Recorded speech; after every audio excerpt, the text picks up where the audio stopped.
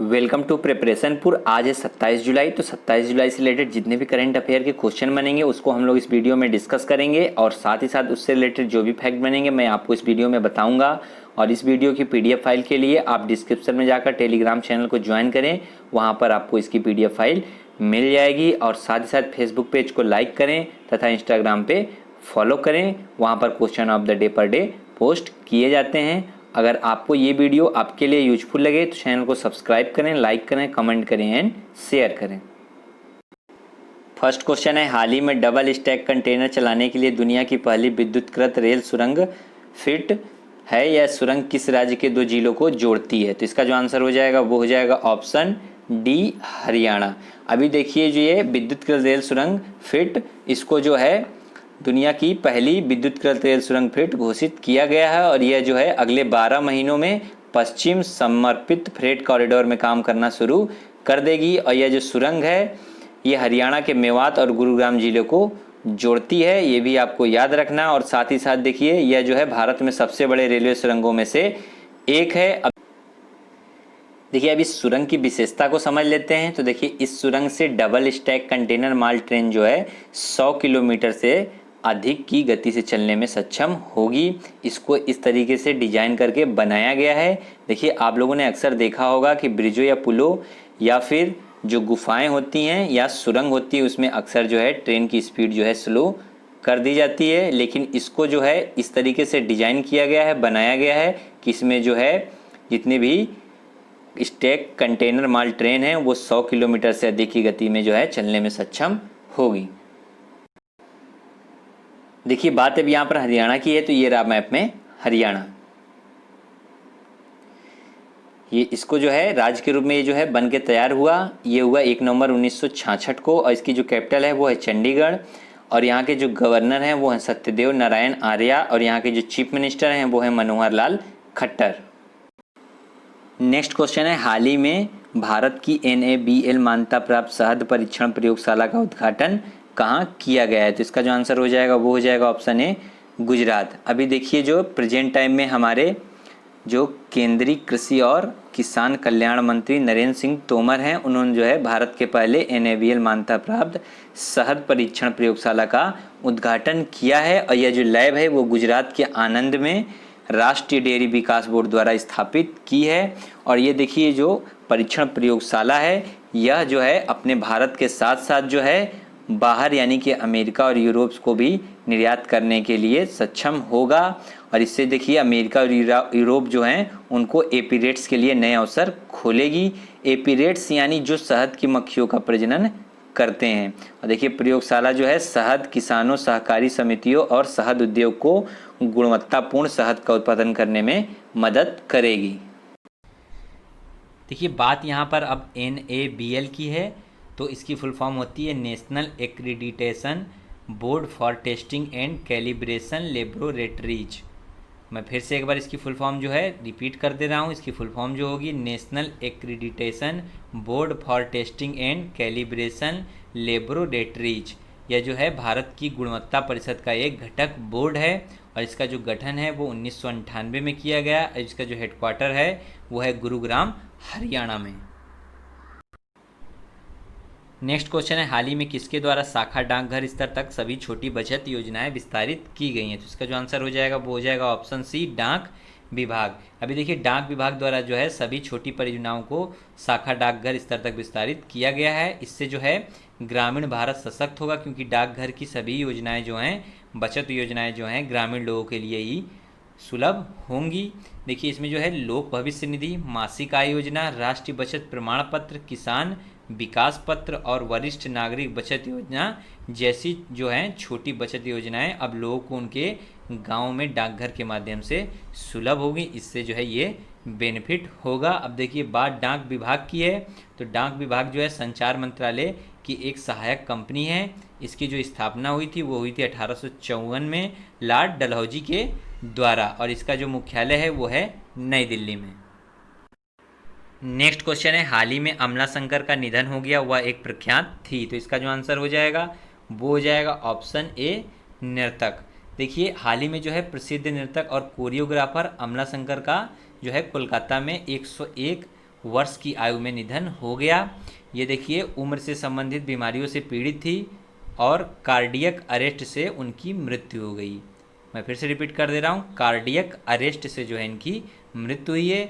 और देखिए ये जो है महान नृत्यांगना और कोरियोग्राफर उदय शंकर की पत्नी है। इन्हें जो है 2011 में पश्चिम बंगाल द्वारा बंगा विभूषण से सम्मानित किया गया है।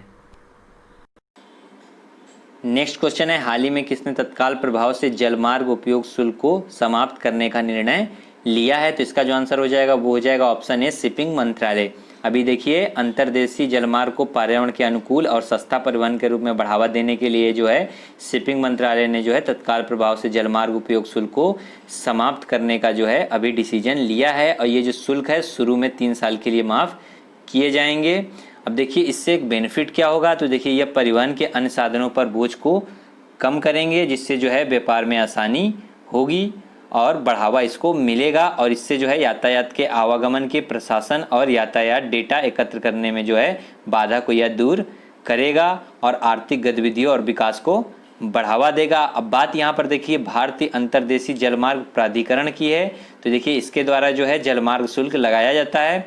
और देखिए ये जो शुल्क है ये अंतर्देशीय जलवाहक जहाज़ों को चलाने के लिए 2 पैसे प्रति पंजीकृत टन भार प्रति किलोमीटर के हिसाब से लिया जाता है, तथा राष्ट्रीय जलमार्गों पर क्रूज जहाज़ों को चलाने के लिए प्रति किलोमीटर पंजीकृत 5 पैसे प्रति टन के हिसाब से लिया जाता है।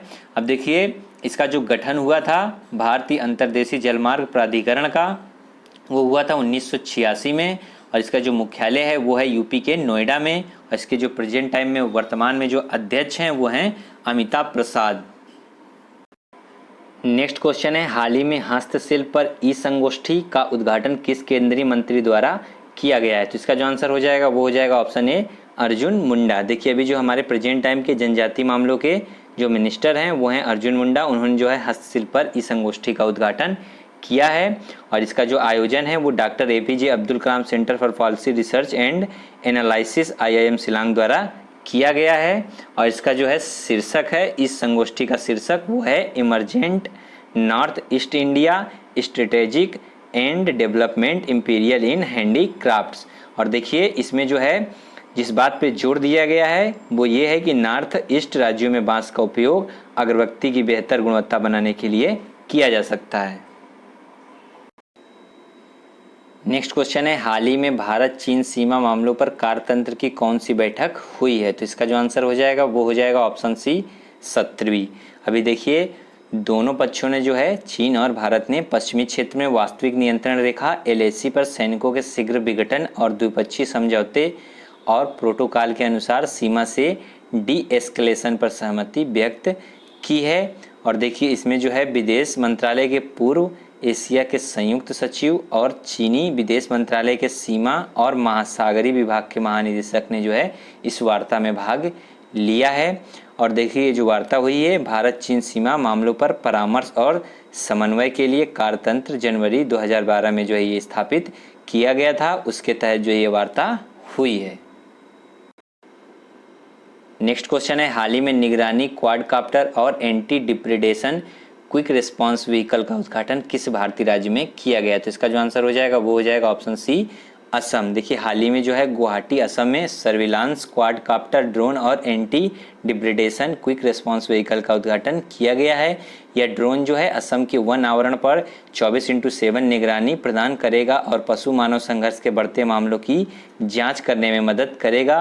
और इस पहल के तहत जो है राज्य में 3 विशेष निगरानी क्वाडकाप्टर और 1 एंटी डिप्रेडेशन क्विक रिस्पांस व्हीकल की शुरुआत की गई है। देखिए बात अब यहाँ पर असम की है, तो ये रहा मैप में असम। असम की जो कैपिटल है वो है दिसपुर और राज्य के रूप में इसका गठन हुआ 26 जनवरी 1960 में। और यहाँ के जो गवर्नर हैं वो हैं जगदीश मुखी और CM है यानी कि चीफ मिनिस्टर वो हैं सर्बानंद सोनोवाल। और देखिए असम से जब भी मैं बात असम की करता हूं तो असम से रिलेटेड आपको एक क्वेश्चन बताता हूं कि एक सींग वाला जो गेंडा है वो भारत में 2 राज्यों में पाया जाता है, एक असम के काजीरंगा राष्ट्रीय उद्यान में और दूसरा पश्चिम बंगाल में। तो ये भी क्वेश्चन आपको याद रखना है।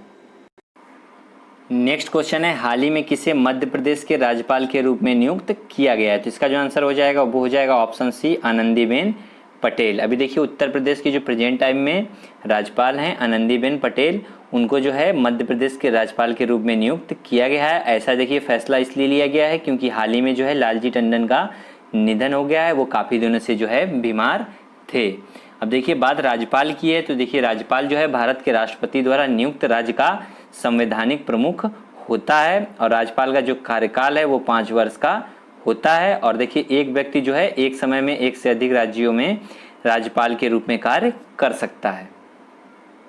नेक्स्ट क्वेश्चन है, हाल ही में किसके द्वारा बहुउद्देशीय परियोजनाओं उज्ज और शाहपुर कंडी बांध की प्रगति की समीक्षा की गई है? तो इसका जो आंसर हो जाएगा वो हो जाएगा ऑप्शन ए, जम्मू कश्मीर प्रशासनिक परिषद। देखिए अभी जो है उज्ज परियोजना 9,167 करोड़ रुपए की बहुउद्देशीय परियोजना है जो रावी नदी की सहायक नदी उज्ज नदी पर स्थित है और शाहपुर कंडी बांध रावी नदी पर स्थित है, जिससे जो है पंजाब में 206 मेगावाट बिजली पैदा होगी। और देखिए यह पूरा होते ही जो है पाकिस्तान को रावी नदी के पानी का बहाव कम कर देगा। और देखिए ये जो शाहपुर कंडी बांध परियोजना है इसको 2008 में केंद्र सरकार द्वारा जो है राष्ट्रीय परियोजना के रूप में भी वर्णन किया गया था, तो ये आपको याद रखना है। देखिए बात यहाँ पर अब जम्मू कश्मीर की है तो ये रहा मैप में जम्मू कश्मीर। देखिए ये जो है केंद्र शासित प्रदेश के रूप में जो है इसकी स्थापना हुई 31 अक्टूबर 2019 को और यहाँ के जो लेफ्टिनेंट गवर्नर हैं वो हैं गिरीश चंद्र मुर्मू। और यहाँ पर है Dal lake, Jhelum river, Gulmarg valley, Sonamarg valley और अखनूर फोर्ट।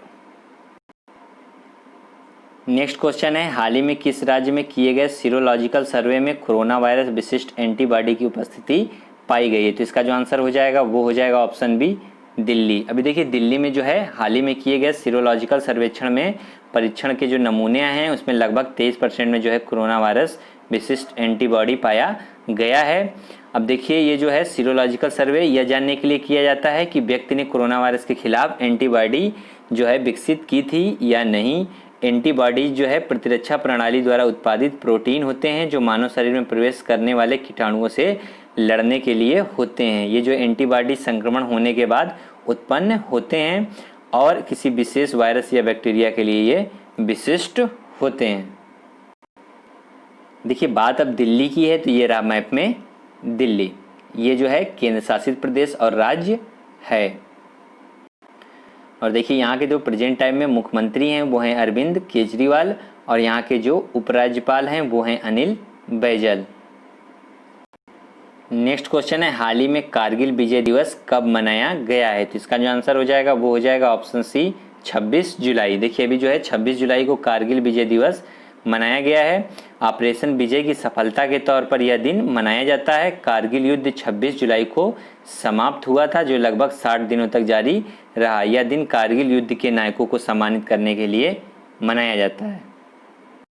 अब देखिए यहाँ पर बात इम्पॉर्टेंट डे की है तो जुलाई में मैंने आपको जितने भी इम्पॉर्टेंट डे बताए हैं तो उसको हम लोग जो है रिवाइज करेंगे सीक्वेंस में और आपको भी साथ ही साथ जो है रिवाइज करना है। तो चलिए स्टार्ट करते हैं। तो 1 जुलाई को जो मनाया गया वो मनाया गया राष्ट्रीय चिकित्सक दिवस, राष्ट्रीय डाक दिवस, कनाडा दिवस, नेशनल यूएस डाक टिकट दिवस, राष्ट्रीय गिंगर स्नैप दिवस, चार्टेड अकाउंटेंट्स दिवस। और 2 जुलाई को मनाया गया विश्व यूएफओ दिवस, राष्ट्रीय अनिषेध दिवस।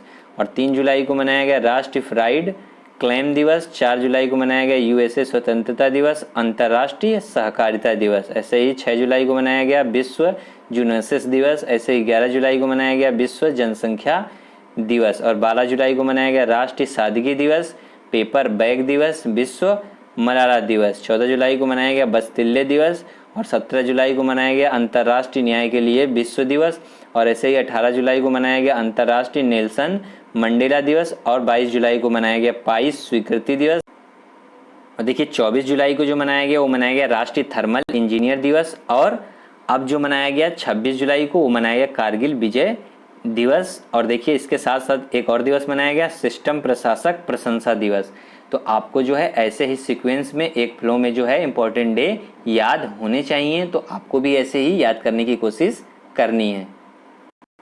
देखिए लास्ट वीडियो मैंने जो आपसे क्वेश्चन पूछा था क्वेश्चन ऑफ द डे में, वो था कि झारखंड में कोरोना संक्रमण को नियंत्रित करने के लिए लागू लॉकडाउन के नियमों का पालन नहीं करने वालों को कितने साल तक की जेल हो सकती है। तो इसका जो आंसर था वो था ऑप्शन बी 2 साल।